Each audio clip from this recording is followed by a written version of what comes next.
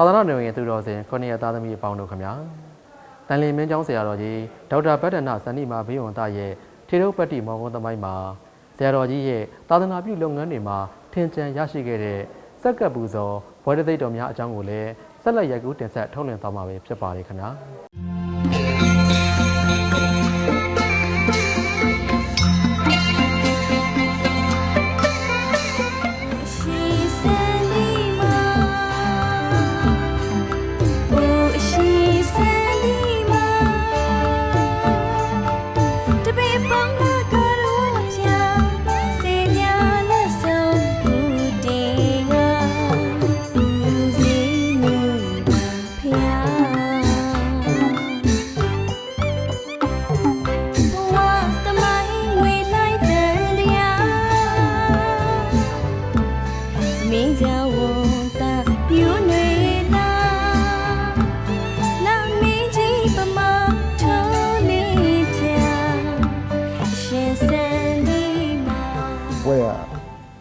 အကမပန္တာပွဲရဲ့အပိရဇမာရဂုရုပွဲရဲ့ဒီနှမျိုးပဲရှိတယ်ဟိုတုန်းကဒီနှမျိုးပဲပြည်တယ်ကျန်တဲ့ဟာတွေမရှိဘူးနောက်တို့သာသနာပြုပွဲကြီးရှိတယ်ပညာရေးနဲ့ပတ်သက်တဲ့ပွဲတွေရှိတယ်လူသာသနာပြုတဲ့ပွဲတွေရှိတယ်အဲ့ဒီမှာသူကခွဲလိုက်တာဘုန်းကြီးတွေဘက်မှာလည်းဒီပညာရေးနဲ့ပတ်သက်တဲ့လိုင်းရတစ်ခုသာသနာပြုတဲ့ပတ်သက်တဲ့ပွဲရတစ်ခုအဲ့ဒါခွဲလိုက်နောက်တစ်ခါဘုန်းကြီးတွေဘက်မှာပဲကမ္မထံညီးပြတဲ့ဆရာတော်ကြီးကမ္မထာနာစရိယပွဲနောက်တရားဟောတဲ့ဆရာတော်ကြီးကဓမ္မဂတိကပွဲအဲ့ဒါဘုန်းကြီးလိုင်းနဲ့အဲ့လိုသူကခွဲပြီးတော့ပွဲတွေသတ်မှတ်ပြီးတော့ပြီးတယ်နောက်သာသနာပြုပွဲတွေကြတော့တို့ဘာကအကြောင်းဖွင့်တာတွေဟိုပရိဟိတအကြောင်းတွေဖွင့်ပြီးတော့ဆောင်ရွက်ထားပြီးအဲ့ဒီဆရာတွေအတွက်ကိုသာသနာပြုပွဲတွေအဲ့ဒါသတ်မှတ်ပြီးတော့ပြီးတယ်လူတွေကြတဲ့ခါကျတော့သာသနာအထောက်ပံ့ပြုတာနော်တို့ရှင်ပြုပေးတာတွေရန်ခံပေးတာတွေပစ္စည်းလေးပါထောက်ပံ့တာနောက်ဘုန်းကြီးကျောင်းတွေအတွက်ကျောင်းဆော့လှူတာတိမ်လှူတာစသည်ဖြင့်ပေါ့နော်သူတို့ရဲ့တတ်မှတ်ချက်တိမ်မောင်ဘလောက်ရှိရမယ်တိမ်မောင်ဘလောက်ရှိရင်ဘာပွဲပေးမယ်သူအဲ့လိုတတ်မှတ်ပြီးတော့ပွဲတွေပေးတာထွင်ပြီးတော့ပေးတာတွေတော့တော်တော်ကြီးများသွားပထမဆုံးစရတာမဟာခန္ဓာဝါစကပန္တိတဆိုတဲ့ပွဲစာချပွဲပေါ့စာချတဲ့ပွဲကိုသူက၃မျိုးခွဲလိုက်တယ်ပထမစာကြဒုတိယစာတတိယစာကြပထမစာကြကြတော့ပထမစပြီးတော့ပေးတယ်ဟိုတော့သူကစူလခန္ဓာဝါစကပန္တိတလို့ပေးတယ်စူလဆိုတဲ့အသုံးလုံးလေးပါတော့ချို့စာတွေကမကြိုက်စူလဆိုတာလိတ်ခေါ်တာစူလပါဠိကမြန်မာလိုပြန်ရင်သူကလိတ်ဆိုတဲ့အနက်ကလေးထွက်တာအဲ့တော့စူလဆိုတဲ့အသုံးလုံးလေးပါတာမကြိုက်တော့နောက်ကြတော့သူပြင်လိုက်တယ်စူလမထည့်တော့ပထမစာကြမှာခန္ဓာဝါစကပန္တိတာအဲ့ဒီဆရာတော်ကြီးကဘာသာဝါဒီပို့ချရမယ်စာဝါလိုက်တဲ့တန်ခါဘယ်လောက်ရှိရမယ်တမတ်ချက်ရှိတယ်နော်တတဝါဘယ်လောက်ရှိရမယ်တမတ်ချက်နဲ့သူကအဲ့ဒါကြည့်ပြီးတော့ခန္ဓာဝါစကပြီးတယ်နောက်ဒုတိယစာကြတော့မဟာခန္ဓာဝါစကပန္တိတာလို့ပြီးတာမဟာတက်ပြီးတာပေါ့တော့အဲ့ဒီကြတော့ဘယ်တန်းကြီးချရမယ်စာဝါဒီဘယ်နှပါလိုက်ရမယ်တတဝါဘယ်လောက်ရှိရမယ်တမတ်ချက်နဲ့ပြီးတာအဲ့ဒါဘုံဘုံအဲ့ထဲမှာမဟာခန္ဓာဝါစကပိုင်တာပွဲစပြီးတော့ရနောက်သူကဇက်တိုင်မပြီးဘူး၃နှစ်လောက်ချပြီးတော့မှနောက်တစ်ပွဲအပြီးတယ်နောက်တစ်ပွဲပြီးတဲ့ခါကျတော့တတိယဆင့်ပေါ့အကမခန္ဓာဝါစကပန္တိတာအဲ့ဒီပွဲလေးပြီးခဲ့ပါလေသူအကမခန္ဓာဝါစကပန္တိတာပွဲကြတော့စာကြတန်းစာဝါလေးချစာရတန်းစာဝါချမှသူကသတ်မှတ်ပြီးအဲ့ဒီပွဲပြီးတာစာရတန်းစာဝါမချရင်မပြီးဘူးသူကအဲ့ဒါလို့အဲ့ဒီစာကြလိုင်းမှာပဲ၃မျိုးခွဲလိုက်တာပထမဆင့်ဒုတိယဆင့်တတိယဆင့်၃အဲ့ဒီကဘုံကဟိုပထမဆင့်တော့မယူတော့ဘူးပေါ့နော်ဒုတိယဆင့်နဲ့တတိယဆင့်ဘာခန္ဓာဝါစကပိုင်းတာနဲ့အကမခန္ဓာဝါစကပိုင်းတာလေသူတို့စက္ကပ်ပါတယ်နောက်ပြီးသွားတဲ့ခါကျတော့အကမပိုင်းတာပွဲဒါပညာရေးလိုင်းရသွားတာအကမပိုင်းတာပွဲအကမပိုင်းတာပွဲကြတော့လေသူရဲ့တတ်မှတ်ချက်အသက်ကဘယ်လောက်ရှိရမလဲနော်ဆရာတော်ရဲ့သာသနာရေးဆောင်ရွက်ချက်တွေဘာတွေရှိရမလဲကြမ်းပြုတာတွေရှိရမယ်သူအဲ့ဒါတွေနဲ့သူကစစ်စစ်တယ်အစစ်စစ်ပြီးတော့အဲ့ဒီအရေးချင်းနဲ့တမတ်ချင်းနဲ့ပြည့်စုံလို့ရှိရင်အကမပိုင်းတာဖွဲ့ပြီးတယ်ပေါ့နော်နောက်အကမပိုင်းတာဖွဲ့ပြီးသွားလို့ရှိရင်အဘိဓဇမာရဒဂုရုဆိုတဲ့ဖွဲ့ဘုံကတော့အကမပိုင်းတာရပြီပေါ့နော် အဘိဓဇမာရဂုရုပွဲတော့မရသေးဘူးဆိုတာ तू ကအသက်တတ်မှတ်ချက်ရှိဟိုတုန်းကတက်60ဆိုရင်အဘိဓဇမာရဂုရုပေးတယ်အခုနောက်ပိုင်းကျတော့အဲ့ဒါမပေးတော့အသက်80ဖြစ်သွားအသက်80ဆိုတော့အသက်80ရောက်မှဘိဓဇမာရဂုရုဆိုတဲ့ပွဲရမှာအဲ့ဒါကံကောင်းမှအသက်ရှိမှအသက်မရှိတဲ့ဆရာကြီးဆိုရဖို့မလွယ်ဘူးပေါ့နော်ရတဲ့ဆရာတော်ကြီးလည်းအများကြီးရှိပါတယ်ဆရာတော်ကြီးအသက်ရှိရတာနော်အဲ့ဒါတို့ပညာရေးလိုင်းနဲ့သွားတာအဲ့လိုသူကဘွဲ့တွေသွားတာတို့သာသနာပြုဘွဲ့တွေကြတော့တတ္တမဇောတိကအဒီစပေးတယ်သူအောက်ကနေတတ္တမဇောတိကပြီးတော့မဟာတတ္တမဇောတိကအေကမတတ္တမဇောတိကတစအဲ့ဒါပြီးတော့မှအဘိဓဇအေကမတတ္တမဇောတိကဆိုပြီးတော့သူကလည်း၄မျိုးခွဲပေးတယ်နော်အဲ့ဒါဘုန်းကိုအဲ့ဒီ၃မျိုးတွေကအဲ့ဒီ၄မျိုးတွေကအကမှာတတ္တမဇောတိကတစားဆိုတဲ့ဘွဲ့ပေးထားတယ်ပေါ့နော်အဲ့ဒါသာသနာပြုတာနဲ့ပတ်သက်လို့အဲ့ဒီဘွဲ့ပေးတာပေါ့အဲ့ဒီဘွဲ့ရတယ်အမြင့်ဆုံးဘွဲ့ရတော့အဘိဓဇအကမှာတတ္တမဇောတိကတစား तू ကလည်းအသက်80ရပါအသက်80ရှိမှ तू ကလည်းပေးတာလုံးဝမပေးဘူးသူကအခုအဲ့လိုပြောင်းလိုက်တာနောက်ကမ္မထံဘွဲ့ပေါ့ကမ္မထံဘွဲ့ကြတယ်ကမ္မဌာနစရိယတဘွဲ့မဟာကမ္မဌာနစရိယတဘွဲ့ဆို2မျိုးခွဲပြီးတယ်သူတို့ကမ္မထံပြတဲ့ခါမှာယောဂီဘယ်လောက်ရှိရမလဲအချိန်ပိုင်းပြသလားအမြဲတမ်းပြသလားဘယ်လောက်လဲသူကသတ်မှတ်ချက်တွေရှိတယ်နိအဲ့ဒါကြီးနဲ့ကန့်ညီလို့ရှိရင်သူခွဲကြပြီးတော့ကမ္မဌာနစရိယမဟာကမ္မဌာနစရိယပွဲတယ်ဒါသူကအကမှာအကမှာကမ္မဌာနစရိယရှောင်း3မျိုးပွဲတယ်သူကနောက်တစ်ခါသူဓမ္မဂတိကပွဲဓမ္မဂတိကဘူဇနာဟိတရရပွဲတရားတွေဟောတဲ့အခါမှာတရားပွဲပေါင်းဘယ်လောက်ရှိသလဲသူရဲ့ပိဋကဘယ်လောက်ရှိသလဲတရားနာတဲ့ပိဋကခံမှန်းခြင်းနဲ့အဲ့ဒါကြီးတင်ရအဲ့ဒါတွေကိုစစ်စစ်ပြီးတော့သူတို့ပေးတာနောက်အစင့်တက်သွားရင်ပထမစဉ်ကတော့မဟာဓမ္မဂတိကဘူဇနာဟိတရဆိုတဲ့ပွဲပြီးတယ်ဒါသူဓမ္မဂတိကထဲမှာအမြင့်ဆုံးပွဲပေါ့အဲ့လိုပြီးတယ်ဒါသူတို့တာနောင်နဲ့ပတ်သက်တာပြီးတာအဲ့ဒါဘုံဘုံကတော့ပညာရေးလိုင်းကိုအဓိကလုပ်တာဆိုတော့မဟာကန္နဝစကပါဏိတပွဲသူတို့ပြီးတယ်အကမကန္နဝစကပါဏိတပွဲပြီးတယ်အကမပါဏိတပွဲပြီးတယ်နောက်သာသနာပြုကိစ္စတွေနဲ့ပတ်သက်လို့အကမတတ္တမဇောတိကတစားပွဲပြီးတယ်ပေါ့အဲ့ဒီပွဲပေါ့ပန်းကောင်းပွင့်လို့ရနံလေးဖြာခဲ့ပါပြီအရှင်စန္ဒီမာရဲ့ပြည်ရင်းပြည်ပသာသနာပြုခရီးလမ်းဟာပင်ပန်းပေမဲ့ရနံကျွဲခဲ့ပါတယ်ပြောရရင်တော့ပြန်လဲတုံ့ပြန်လာတဲ့မေတ္တာဓာတ်တွေပါပဲဆရာတော်အရှင်စန္ဒီမာကို2018ခုနှစ်မှာအိန္ဒိယနိုင်ငံကဆမ်မိဝိဝေကာနန္ဒစူပါတိယူနီဗာစီတီက The Global Matter အဝဆုတသိက်တော်ကိုစက္ကန့်ပူဇော်ခဲ့ပါတယ်ခင်ဗျာ2018ခုနှစ်မှာပဲအိန္ဒိယနိုင်ငံက Global Dhamma Peace Laureate Golden Award ဆုတသိက်တော်ကိုလည်းစက္ကန့်ပူဇော်ခဲ့ပါတယ်ခင်ဗျာ2019ခုနှစ်မှာတော့ထိုင်းနိုင်ငံက WCH အဖွဲ့အစည်းကပေးအပ်တဲ့ Great Humanitarians of the World Award ဆုတသိက်တော်ကိုစက္ကန့်ပူဇော်ခဲ့ပါတယ်ခင်ဗျာ2021ခုနှစ်မှာတော့ထိုင်းနိုင်ငံ UIPM တက္ကသိုလ်က Honorary Professor in Humanitarian Peace ဘွဲ့တသိက်တော်ကိုစက္ကန့်ပူဇော်ခဲ့ပါတယ်ခင်ဗျာပြည်ပနိုင်ငံများကချင်းမြတ်တဲ့ဘွဲ့ထူးဂုဏ်ထူးများကိုစက္ကန့်ပူဇော်ရရှိခဲ့ခြင်းပဲဖြစ်ပါတယ်ဗုဒ္ဓမြတ်စွာသာသနာတော်ကြီးတန်ရှင်းတည်တဲ့ပွားများစေရေးဆိုတဲ့တမ္မာစန္ဒတိဏ္ဍီဌာနတို့နဲ့မြောက်များစွာသောသာသနာတာဝန်များကိုထက်သန်သောတရားမစုံမနစ်သောဇွဲလုံးလဝရိယများနဲ့မေတ္တာတရားကိုအခြေပြုပြီးခန္တီတရားတို့နဲ့ထမ်းဆောင်တော်မူခြင်းဒါအပြင်ဆရာတော်ကြီးရဲ့သီလဂုဏ်တမာတိဂုဏ်ပညာဂုဏ်တို့ကြောင့်နတ်လူဥခိုက်ပူဇော်ရတဲ့ဘွဲတသိက်တော်များကိုပူဇာစပူဇနေရနံအေတံမင်္ဂလမုဒ္ဓမံဆိုတဲ့မင်္ဂလာတရားတော်နဲ့အညီစက္ကလူရန်ပူဇော်ခဲ့တာပဲဖြစ်ပါတယ်ခင်ဗျာတန်လင်းမင်းကျောင်းဆရာတော်ကြီးဟာဗုဒ္ဓစာပေပိဋကတ်များကိုကျွမ်းကျင်နှံ့ဆက်စွာတက်မြောက်တာကြောင့်နိုင်ငံတော်အစိုးရသာသနာရေးနဲ့ယဉ်ကျေးမှုဝန်ကြီးဌာနကဘွဲတသိက်တော်များကိုအဆင့်ဆင့်စက္ကလူရန်ပူဇော်ခဲ့တာပဲဖြစ်ပါတယ်ခင်ဗျာ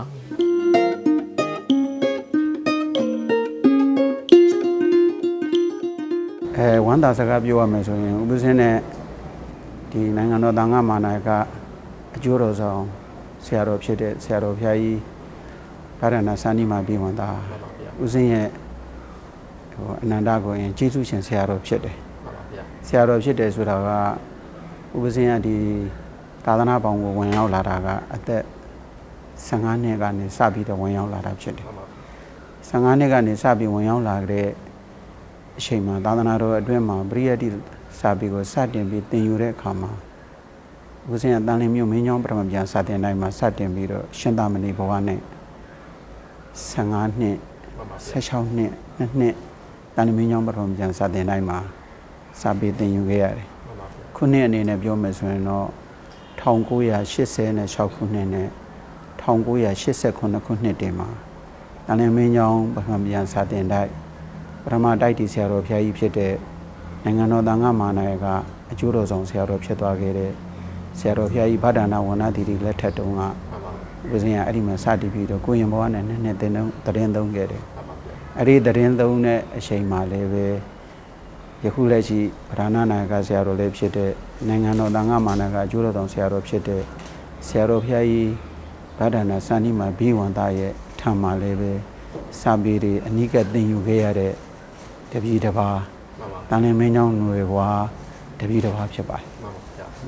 တန်လင်းမင်းကျောင်းဆရာတော်ဘုရားကြီးရဲ့စိတ်ရင်းစိတ်ထားကိုပြောရမယ်ဆိုရင်တပည့်ဖြစ်တဲ့ဦးဇင်းကအခုချိန်ဒီတပည့်တွေရဲ့အပေါ်မှာတန်လင်းမင်းကျောင်းဆရာတော်ဘုရားကြီးရဲ့စိတ်နေသဘောထားတပည့်တွေရဲ့အပေါ်မှာဘယ်လောက်ထိငဲ့ညာတနာမှုရှိတယ်လဲဆိုတာဦးဇင်းကတော့သူရှိမှတပည့်အနေနဲ့သင်ယူခဲ့ရတာဆိုတော့ပို့ပြီးတော့သိခဲ့မှန်ပါဗျာမှတ်သားခဲ့ရတဲ့အမှတ်သားတွေထဲမှာဆိုလို့ရှိရင်ဦးဇင်းတို့ကတန်လင်းမင်းကျောင်းယခုလက်ရှိဆရာတော်ဘုရားကြီးရဲ့အထံမှာစာပေသင်ယူခဲ့ရတဲ့အခါမှာဘယ်စာပေကိုသင်ယူခဲ့ရတယ်လဲဆိုတော့ဦးဇင်းတို့မြတ်စွာဘုရားရဲ့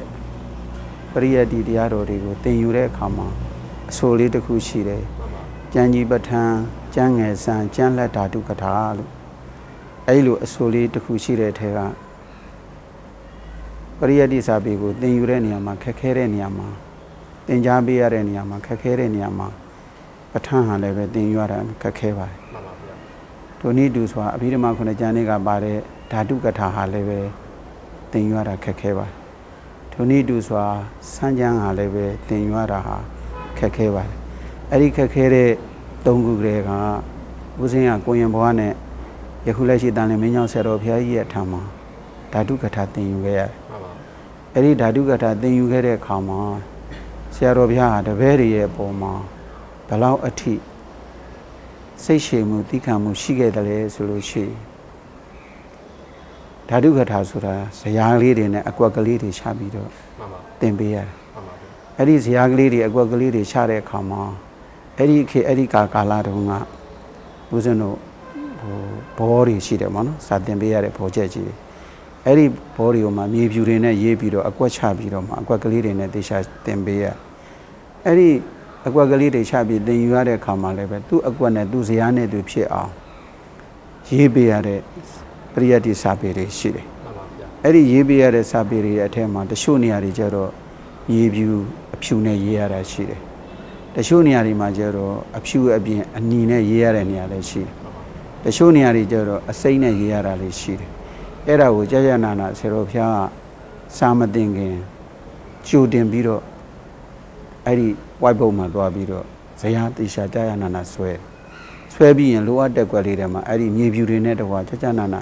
စင်းစရာသွားလို့ရတယ်မှန်ပါဗျာအဲ့ဒီဇယားကွက်တွေအကုန်လုံးပြီးပြီဆိုမှညနေလောက်မှာဒီဓာတုကထာကိုသူကတိရှာသင်ပေးရတယ်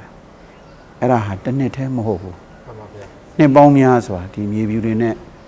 ဇယားချလိုက်ရေးပေးလိုက်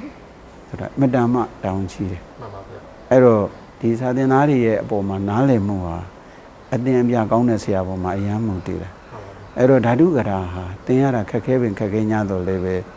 အသင်အပြကောင်းတဲ့စိတ်ရှည်မှုအာသံနဲ့ဒီဆရာတော်ဘုရားရဲ့ထံမှာသင်ယူခဲ့ရတာဆိုတော့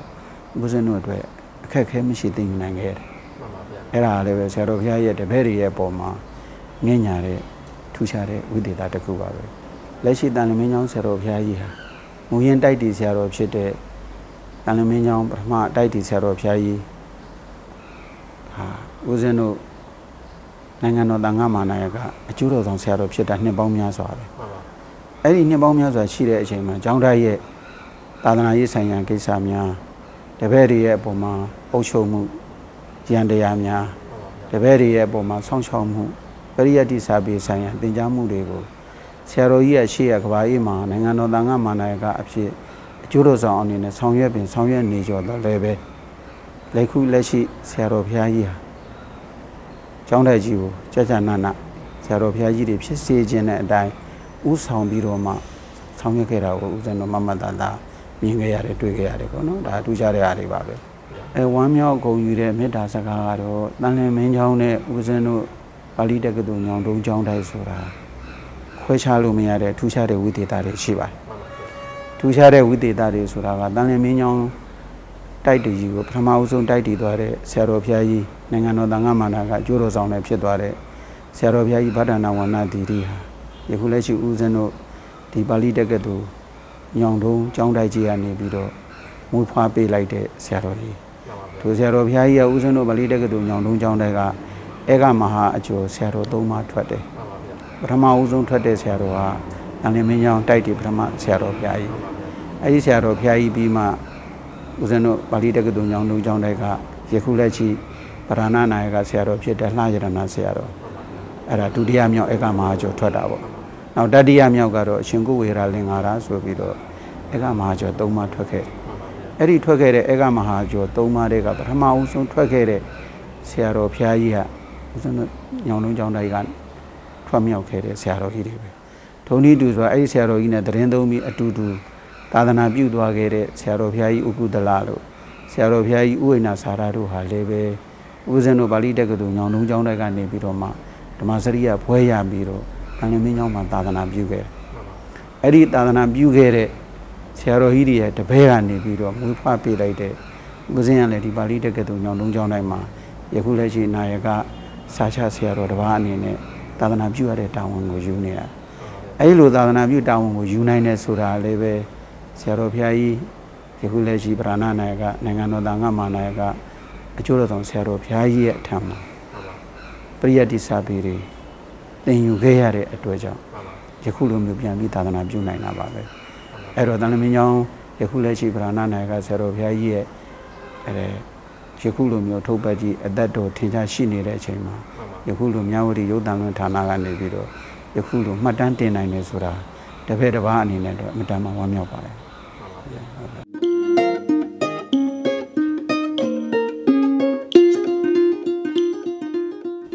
ဘုန်းကြီးဘဝတစ်ခုရလာတယ်ဆိုလို့ရှိရင်အာလနောတတ္တဝါကြီးကအလိုဆန္ဒတွေပြည့်စုံကြင်ကြတယ်ကိုလိုအပ်တဲ့ဆန္ဒတွေကိုအလုံးပြည့်စုံစေခြင်းနဲ့ဆန္ဒတွေရှိကြတယ်အဲ့တော့အလိုဆန္ဒတွေပြည့်အောင်လို့ဘာကိုပွားများရှင်းရင်ကြရမလဲလို့ဆိုလို့ရှိရင်ဘုရားရှင်ကိုယ်တော်မြတ်ကြီးမိန့်တော်မူထားတာကြီးရှိဘာဝေဟိဗုဒ္ဓနုတ္တတေဘာဝနာနမနုတ္တတံဣမံတတေဘာဝရိတ်တဝါပုရိယိတတိမာနတံလို့အပဒံပါဠိတော်မှာဘုရားရှင်ကိုယ်တော်မြတ်ကြီးကမိန့်ထားအတိပ္ပယ်ဘာပြောလဲဆိုတော့ဘာဝနာတရားတွေထဲမှာအမြတ်ဆုံးဖြစ်တဲ့ဘာဝနာကဗုဒ္ဓနုတ္တိဘာဝနာဗုဒ္ဓနုတ္တိဘာဝနာဆိုတာဘုရားရှင်ကိုယ်တော်မြတ်ကြီးရဲ့ဂုဏ်တော်တွေကိုအဖန်ဖန်ပွားများတဲ့ဘာဝနာတရားကိုဗုဒ္ဓနုတ္တိဘာဝနာလို့ခေါ်တယ်ပေါ့ဘုရားရှင်ကိုယ်တော်မြတ်ကြီးရဲ့ဂုဏ်တော်တွေကိုမိမိတို့တတ်နိုင်သလောက်အဖန်တလဲလဲပွားများဆင်ခြင်ကြရမယ်အဲ့ဒါဆိုရင်မိမိရဲ့တဏ္ဍာမှာအမြတ်ဆုံးဖြစ်တဲ့ဘာဝနာတရားကိုစီးပူးအထုတ်ရရောက်တယ်ဘာဝနာတရားတွေမှာအမြတ်ဆုံးဖြစ်တဲ့ဘာဝနာဘာဖြစ်လို့ဗုဒ္ဓနုတ္တိဘာဝနာလို့ခေါ်တဲ့ဘုရားကိုယ်နေကိုအောင်ပြပြီးပွားများတာဟာအမြတ်ဆုံးဖြစ်တယ်လေလို့ဆိုလို့ရှိရင်ဘုရားရှင်ကိုယ်တော်မြတ်ကြီးဆိုတာတာမင်းညဖြစ်လာတာမဟုတ်ဘူးလေလေးသိင်ခြင်းတဲ့ကဘာတသိန်းတိုင်းတိုင်းဒါနပါရမီသီလပါရမီစတဲ့ပါရမီတရားတွေကိုဘဝတိုင်းမပြတ်မလတ်ဒလဇတ်အမြဲမပြတ်ဆိုသလိုကြည်ကြံကြိုးကိုအထုတ်တော်မူခဲ့ပြီးမှတပ်ပြင်းတဉာဏ်တော်ကြီးကိုရပြီးတော့ဖယားအဖြစ်သို့ရောက်တော်မူခဲ့တဲ့ပုဂ္ဂိုလ်ကြီးဖြစ်တဲ့အတွက်ကြောင့်ဘုရားရှင်ကိုယ်တော်မြတ်ကြီးကလောကမှာအမြတ်ဆုံးပဲအဲ့ဒီဘုရားရှင်ကိုယ်တော်မြတ်ကြီးတပ်ပြင်းတဉာဏ်တော်ကြီးကိုရပြီးတော့ဖျားဖြစ်လာတာနဲ့တပြိုင်နက်ဘုရားရှင်ကိုယ်တော်မြတ်ကြီးရဲ့ခန္ဓာပင်စကမှာအရဟံစတဲ့ဂုဏ်တော်တွေကလည်းတည်ရှိပြီးတော့လာတယ်။ဒါမှမဟုတ်ဘုရားရှင်ကိုယ်တော်မြတ်ကြီးဟာအမြတ်ဆုံးဖြစ်တယ်လို့ဘုရားရှင်ကိုယ်တော်မြတ်ကြီးရဲ့ခန္ဓာကိုယ်မှာရှိနေတဲ့ အရဟံစတဲ့ဂုဏ်တော်တွေကလည်းအမျက်ဆုံးဂုဏ်တော်တွေဖြစ်လာတယ်ဒါမှမဟုတ်ဘာဝနာတရားတွေထဲမှာဗုဒ္ဓနုတ္တိလို့ခေါ်တဲ့ဘုရားရှင်ကိုယ်တော်မြတ်ကြီးရဲ့ဂုဏ်တော်တွေကိုအယုံပြပြီးတော့ပွားများရင်အမျက်ဆုံးဖြစ်တဲ့ဘာဝနာတရားကိုပွားများရာရောက်ပါတယ်ဒါမှမဟုတ်အမျက်ဆုံးဖြစ်တဲ့ဗုဒ္ဓနုတ္တိဘာဝနာတရားကိုပွားများကြနော်အဲ့ဒီဘာဝနာတရားပွားများရင်ဘာကျိုးတရားရတယ်လဲဆိုတော့ဣမံတတိဘာဝရိတ်တဝါပုရိယိတတိမနတံအဲ့ဒါလိုအမျက်ဆုံးဖြစ်တဲ့ဗုဒ္ဓနုတ္တိဘာဝနာကိုမိမိတို့ပွားများကြပြီဆိုလို့ရှိရင်အဲ့ဒီပုဂ္ဂိုလ်များရဲ့တန်တန်မှာမာနတံမိမိတို့ရဲ့စိတ်အလိုဆန္ဒတွေအားလုံးဟာပြည့်စုံခြင်းဆိုတဲ့အကျိုးတရားရတယ်နော်မိမိတို့ဘာတွေဖြစ်ခြင်းတလဲဘာတွေလိုခြင်းတလဲနော်ဥစ္စာပစ္စည်းတွေများများလိုခြင်းရင်ထီထိုးတာစိတ်မချအောင်နော်ဗုဒ္ဓနုတ္တိဘာဝနာပွားများတာစိတ်ချမိမိရဲ့တန်တန်မှာပါရမီတွေပြည့်လာလို့ဗုဒ္ဓနုတ္တိဘာဝနာတွေအာသေဝနာပစ္စည်းတန်းပြီးတော့အထက်ထပ်ပွားများလာပြီဆိုလို့ရှိရင်သူ့ဟာနဲ့သူဥစ္စာပစ္စည်းတွေဖြစ်ပေါ်ပြီးတော့လာတာနော်ဒါတွေကမမြင်ရပေမဲ့လို့အမတန်ကိုဒါတွေကမိမိတို့အနေနဲ့လက်ခံယုံကြည်နိုင်တဲ့သဘောတရားတွေရှိပါတယ်နော်ဘာမှမလို့အဲ့ဒီဗုဒ္ဓနုတ္တိဘာဝနာဟုသာပွားများရင်မိမိတို့လိုလားအပ်တဲ့ဥစ္စာပစ္စည်းတွေယာတုဂုံသိန်းတွေစတဲ့ကောင်းတဲ့အကျိုးတရားတွေကမိမိတို့အလိုဆန္ဒအတိုင်းပဲပြည့်စုံနေခြင်းပဲအကျိုးတရားကိုရတယ်နော်အဲ့ဒီအကျိုးတရားကိုရတဲ့ပုဂ္ဂိုလ်တွေဆိုတာရှိခဲ့ဘူးဘုရားရှင်လက်ထက်တုန်းကနော်သူဗုဒ္ဓမထေရရဲ့အလောင်းဟာအဲ့ဒါလို့ဟိုးကဘာတသိန်းထက်မှာဘုရုမုဒ္ဒရာမြတ်စွာဘုရားရှင်ကိုယ်တော်မြတ်ကြီးကိုသူပူဇော်ခဲ့ရတယ်ဘုရားရှင်ကိုယ်တော်မြတ်ကြီးရဲ့ဂုဏ်တော်တွေကိုအောင်ပြုပြီးတော့အခုလိုအမြတ်ဆုံးဖြစ်တဲ့ဗုဒ္ဓနုတ္တိဘဝနာတွေပွားများတဲ့အတွက်ကြောင့်ဒီသူဗုဒ္ဓအလောင်းဖြစ်လာတဲ့အခါကာလမှာဘာအကျိုးတရားတွေခံစားရတယ်လဲဆိုတော့ပြန်ပြီးတော့ခေါ်တာကြီးရှိတယ်နော်ဘုန်းတော်အတ္တိခတ်တုံဒေဝိန်တော်ဒေဝရစ္ဆမက္ကာရီတန္တရာခီကျင်လျရတဲ့အခါကာလမှာအဲ့ဒီသူဗုဒ္ဓအလောင်းဟာဘုရုမုဒ္ဒရာမြတ်စွာဘုရားရှင်ကိုယ်တော်မြတ်ကြီးရဲ့ထံမောက်မှာဘုရားရှင်ကိုယ်တော်မြတ်ကြီးရဲ့ဂုဏ်တော်ကြီးအောင်ဖြစ်ပြီးတော့ပွားများပူဇော်ခဲ့ရတဲ့အတွက်ကြောင့်နော်အကျဉ်း80နတ်တို့ရဲ့စည်းစိမ်တွေခံစားရတယ်နတ်စည်းစိမ်တွေနတ်ပြည်မှာအကျဉ်း80သာသခတ်တော်ရာဇာစစကဝတ္တိစအခိတစကြဝဠာမင်းနော်ရိုးမင်းတွေကဘလောက်များတယ်လဲဆိုရင်သာသခတ်တော်အကျဉ်း1000တောင်မှဒီဂုဏ်တော်ရဲ့အကျိုးတရားအားတွေတော့သူခံစားရတယ်နောက်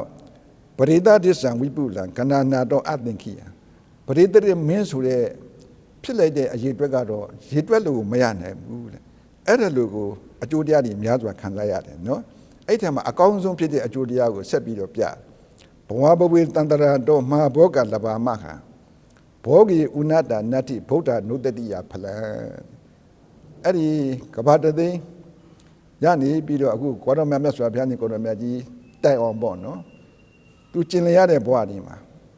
မဟာဘောကလဘာမခာစီစဉ်ဥစ္စာတွေများစွာရခဲ့တယ်အဲ့ဒီရလာတဲ့စီစဉ်ဥစ္စာတွေကဘောဂီဥနတနတ္တိရုပ်လျော့သွားတာမရှိဘူးတဲ့ဘလောက်ပဲလူဘလောက်ပဲသုံးဥစ္စာပစ္စည်းတွေမကုန်ဘူးတွားသူပြန်ပြီးတော့ပြည့်လာအဲ့ဒါဘုရားကိုအာယုံပြုပြီးတော့ပွားများဆင်ခြင်ခဲ့တဲ့ဗုဒ္ဓနုတ္တိဘာဝနာကုသိုလ်ရဲ့အကျိုးတရားနော်နောက်တတသတိတော်ကပ်ပြီးယံကမ္မမက္ကရိန္တရာဒုက္ကတိနာပိဇာနာပိဗုဒ္ဓနုတ္တိယဖလံအဲ့ဒီဘုရုမုဒ္ဒရာမြတ်စွာဘုရားရှင်ကိုယ်တော်မြတ်ကြီးလက်ထက်တော်ကနေပြီးတော့ဘုန်းကြီးတို့ကိုယ်တော်မြတ်စွာဘုရားရှင်ကိုယ်တော်မြတ်ကြီးတိုင်အောင်ကဘာတသိန်းပေါ့ကဘာတသိန်းအတွင်းမှာဘုရားရှင်ကိုယ်တော်မြတ်ကြီးရဲ့ဂုဏ်တော်တွေကိုအောင်ပြည့်ပြီးတော့ပူဇော်ရတဲ့ဗုဒ္ဓနုတ္တိဘောနာရဲ့အစွမ်းတတ္တိကြောင့်ဒုက္ကတိနာပိဇာနာမိဒုက္ကတိဘဝကိုဘလို့မှမကြောက်ရွံ့ခဲ့ဘူးတဲ့ဒုက္ကတိဘဝဆိုတာဘလို့ဘဝမျိုးတောင် तू မသိခဲ့ဘူးလို့ဗုဒ္ဓနုတ္တိရဲ့အကျိုးကိုအဲ့ဒါလို့ပြန်နေပြီးတော့ဟောတော်မူတာရှိတဲ့အတွက်ကြောင့်မိမိတို့ရဲ့တန်တန်မှာအလိုဆန္ဒတွေအားလုံးပြေဝရအောင်မိမိတို့ရဲ့တန်တန်မှာဖြစ်ပေါ်လာတဲ့ဥစ္စာပစ္စည်းတွေရုပ်လျော့မှုတွေမရှိရအောင်မိမိတို့ဗုဒ္ဓနုတ္တိဘာဝနာတရားကိုကြိုးစားပြီးတော့ပွားများအားထုတ်ကြပါလို့ဘုန်းကြီးကတိုက်တွန်းအပ်ပါတယ်ခုနတရားလေးမှာအောက်ကနေပြီးတော့လင်္ကာလေးတစ်ခုထည့်လိုက်တော့နော် ဂုံတော်ပွားပါကျိုးများစွာလူရာရနိုင်သည်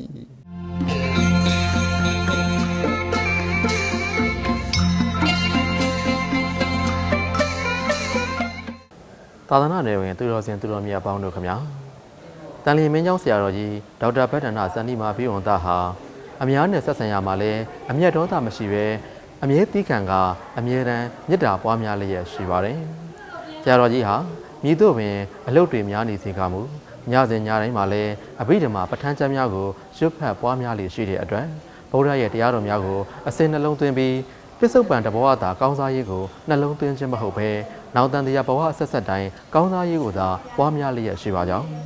ဆရာတော်ကြီးတတ်တော်ရာကျော်ရှိပြီးကျမ်းမာချမ်းသာစွာနဲ့သာသနာတာဝန်များကိုစမ်းစမ်းတမန်ထမ်းဆောင်တော်မူနိုင်ပါသည်လို့ကျွန်တော်တို့ခုနှစ်သားသမီးပေါင်းကဆုတောင်းမေတ္တာများပို့သရင်ဒီအစီအစဉ်ကိုဒီမှာပဲရနာပါရစေခင်ဗျာ